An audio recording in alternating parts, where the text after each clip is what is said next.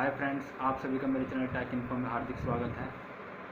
आज का टॉपिक है मैसेजेस फॉर वेब। तो इस टॉपिक को शुरू करने से पहले हम इस छोटे से इंट्रो को देख लेते हैं। धन्यवाद।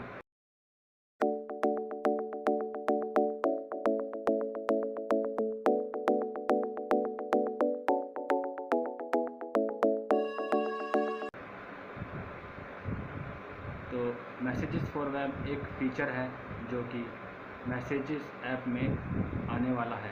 ये एक गूगल की एप्लीकेशन है जो कि मैसेजेस के लिए इस्तेमाल की जाती है। इस फीचर के आने के बाद हम अपने ब्राउज़र से ही अपने रिलेटिव को मैसेजेस कर पाएंगे और उसका रिप्लाई कर पाएंगे। ये एक अल्टरनेटिव भी कहा जा रहा है एक आई मैसेजेस ऐप का, जो कि एप्पल फ़ोन में या एप्पल स्टोर में अवेलेबल होती है, जिससे हम कहीं बिना अपने फ़ोन को हाथ लगाए अपने ब्राउज़र से रिप्लाई दे देते हैं। तो ये इसके बारे में कहा जा रहा है कि ये एक बहुत ही क्रांतिकारी कदम होने वाला है आने वाले समय में एंड्रॉयड फ़ोन की दुनिया में।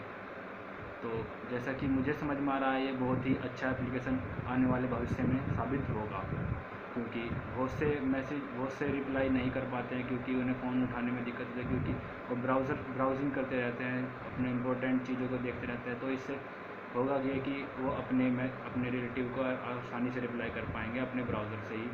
और ज़्यादातर आपको पता ही होगा कि अपने फ़ोन से ही आजकल सब अपने कंप्यूटर में ही नेट चलाते हैं, तो सब उससे कनेक्ट रहना चाहते हैं। तो अपने फ़ोन को हाथ लगाना कोई पसंद नहीं करता है इससे, ताकि उनकी नेट की स्पीड स्लो होने का ख़तरा रहता है और स्लो हो भी जाती है।